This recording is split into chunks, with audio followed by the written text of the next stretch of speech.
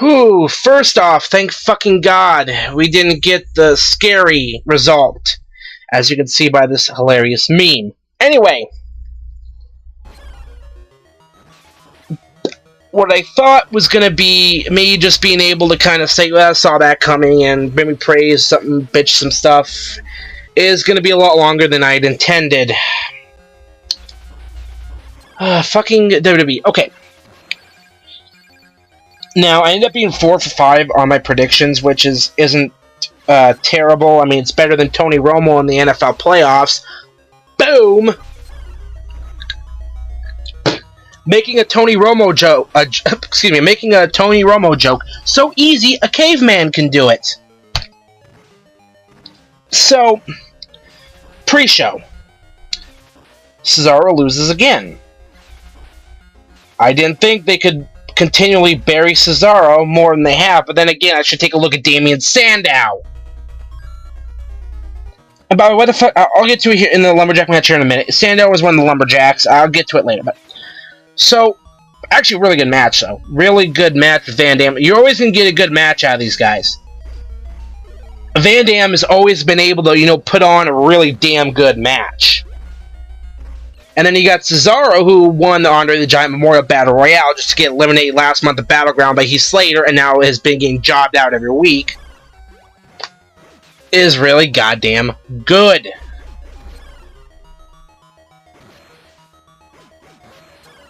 You gotta be looking at guys like Bo Dallas and Cesaro and then see them get buried, and you would hope to God that they don't do that with any other NXT talent.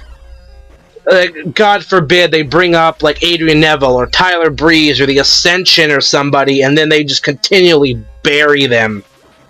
Oh God, they have no fucking patience with. I don't get it. Yeah, WB, they cut the. I don't know if they're going to continue with the Xavier Woods, stable thing or what, but it's like Vince, like, okay, we're done here. Like, I'm done with this gimmick. Don't care anymore. Bo Dallas loses his undefeated streak to our fucking Truth of all people, who really hadn't done anything memorable since Awesome Truth in 2011. In 2 minutes. Anyway, I'm getting sidetracked. So, of course, pre-show, they have their little banter at their panel, which is, I think, Renee Young, Alex Riley, Booker T, and Ric Flair. And then they cut to the Totino's fucking video contest winner thingy, Mama's Boy. This is going to be worse than Vince Russo winning the WCW title. Actually, no, it's still going to be god-awful. It's not going to be that bad, though. By the way, kayfabe commentary's worst angles, Arquette winning the WCW title was the worst. I'd honestly call Russo winning it the worst thing. Just because Arquette at least had a fucking point. Arquette had the idea to get more eyes on their product. It failed, but there was at least some idea of what they were trying to do. Russo had no business, no reason, other than he's fucking Vince Russo. Fuck you. The company was already dead at that point anyway, so yeah. Breaking news. I might as well get this out of the way. Bully Ray may be done with TNA. As if... yeah. I didn't think I was going to talk another thing about TNA in this fucking SummerSlam review, but yeah, breaking news, Bully Ray may be done with TNA. When you can't even keep your top stars in your company, he may be done. I'm just going to say that he may stay, who knows. Apparently he was telling guys backstage at a live event that was his last show with them, so if they can't even keep their top guys in the company, and didn't they just sign Robbie E to a multi-year deal? Didn't they just sign Zema Ion? First of all, I can't stand Robbie E. Zema Ion should not be fucking with the goddamn bromance. Jesse shouldn't even be there to begin with. But Dixie Carter's wonderful obsession with reality stars, even ones that are complete fucking trash like Jesse, I don't know. Anyway, goddamn. I gotta stop getting sidetracked, because I'm already at almost 31 goddamn minutes. So, yeah, Mama's Boy, and then, the build-up to the big matches on the card, which was, Brie Bella, Stephanie McMahon, and Cena Lesnar. But then we go into the actual pay-per-view, which doesn't open with their usual video package, the music video thing that, yada yada yada. It opens up with Hulk fucking Hogan, and I'm like, oh, great.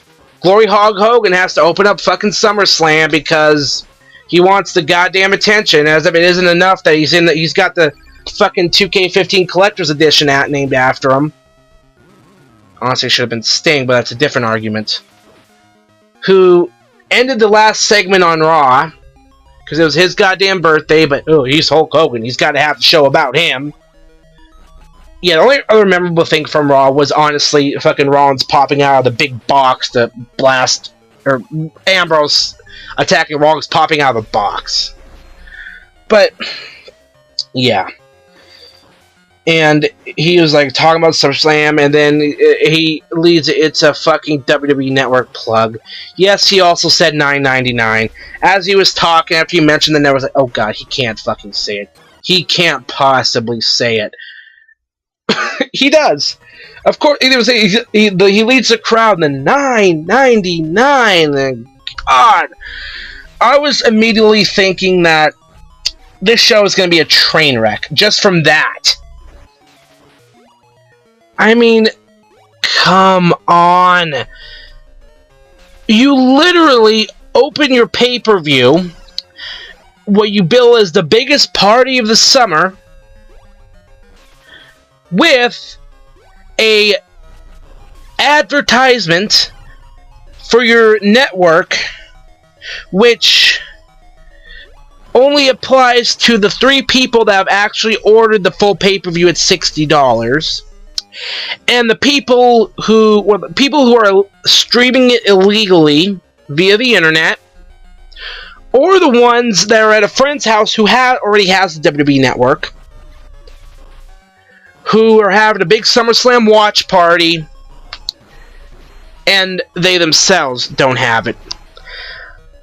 I have no problem with them plugging the network on Raw or SmackDown or NXT or something like that.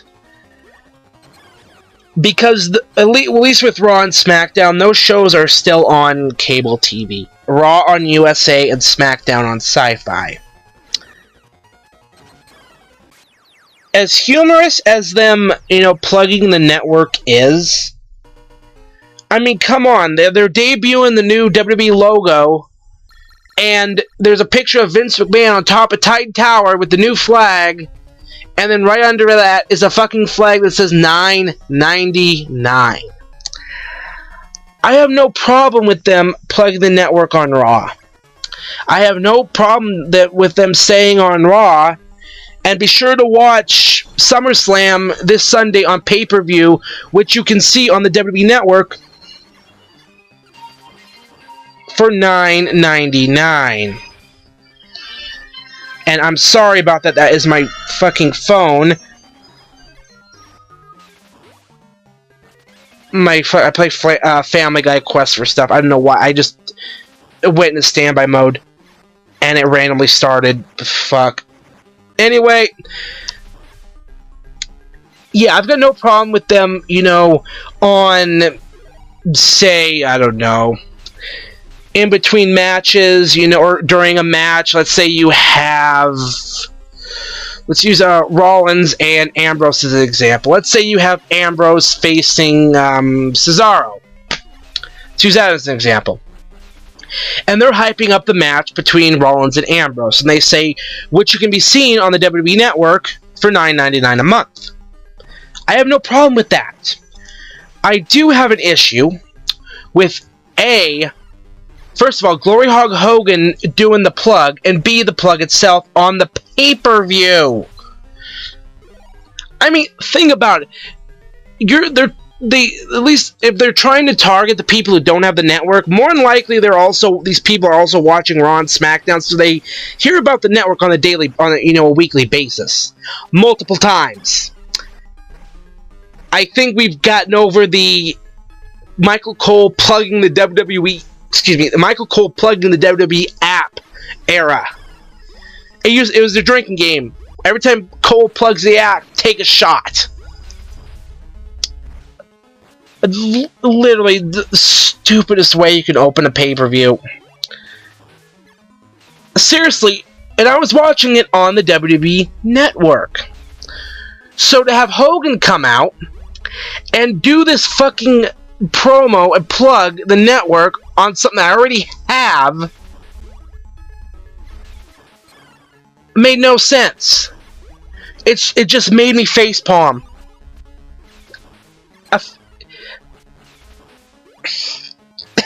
That is cornet face worthy. Yep.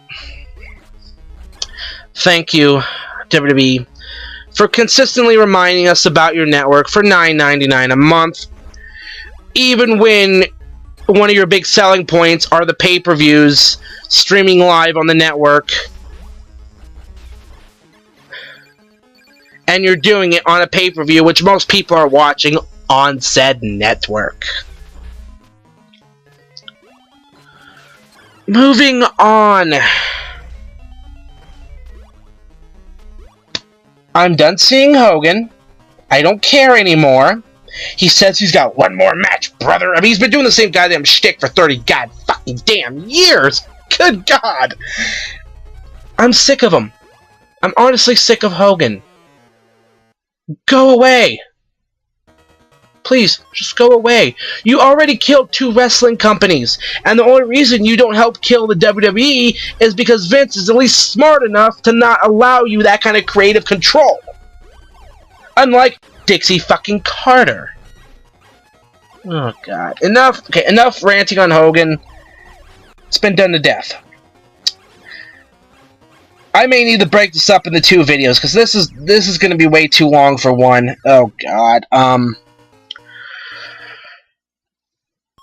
Okay, so first match on the card. After about 6 minutes of me ranting. Intercontinental title, Miz versus Dolph Ziggler. I had Miz. I was wrong.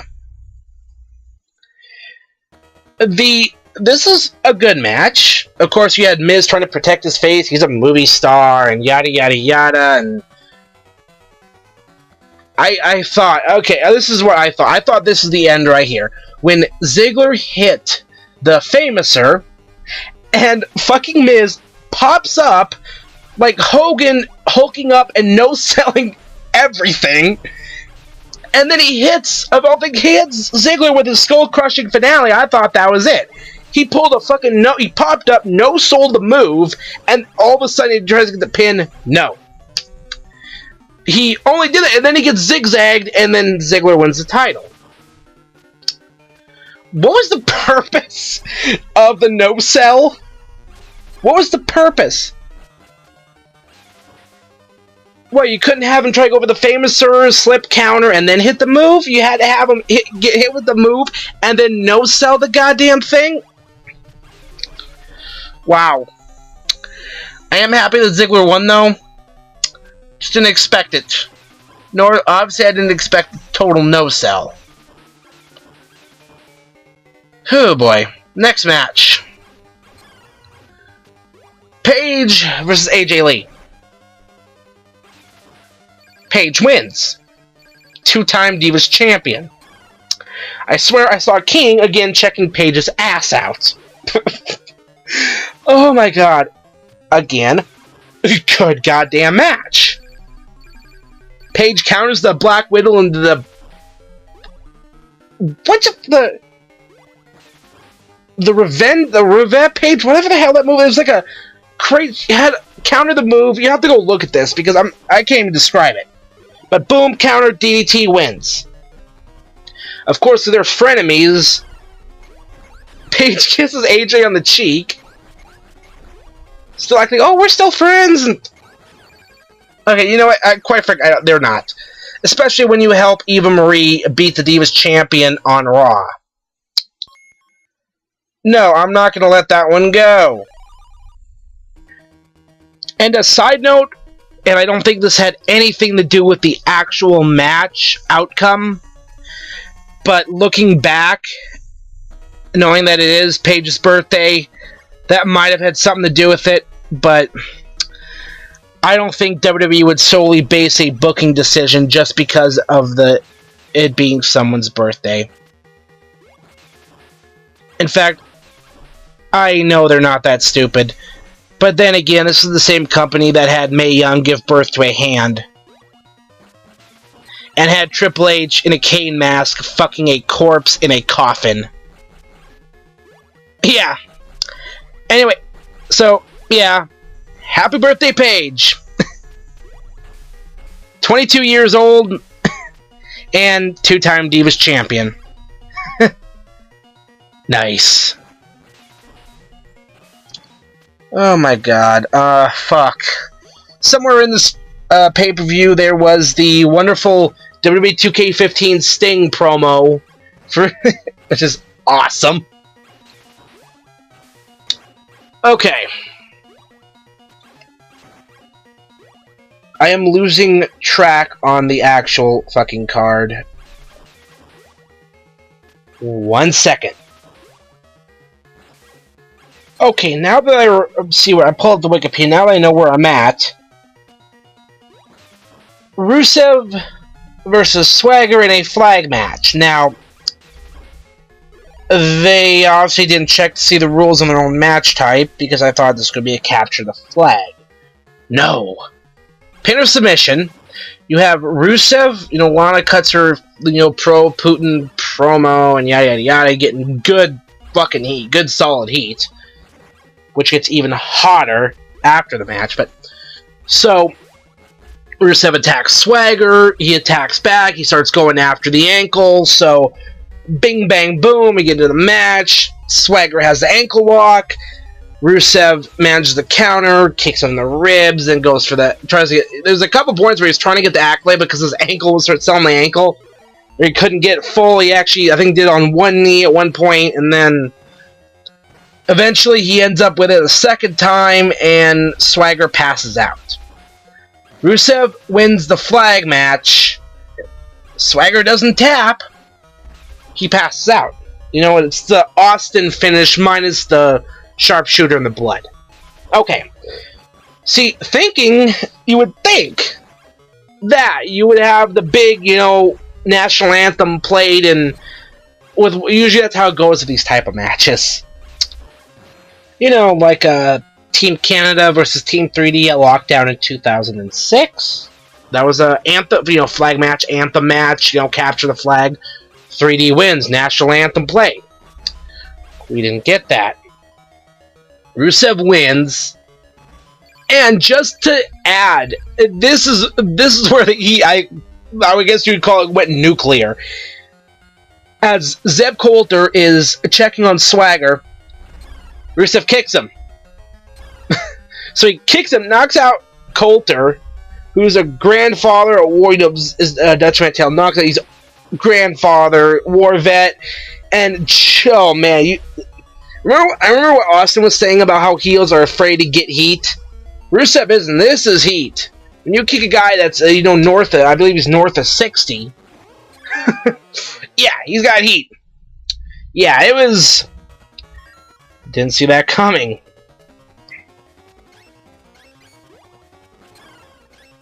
Oh, man.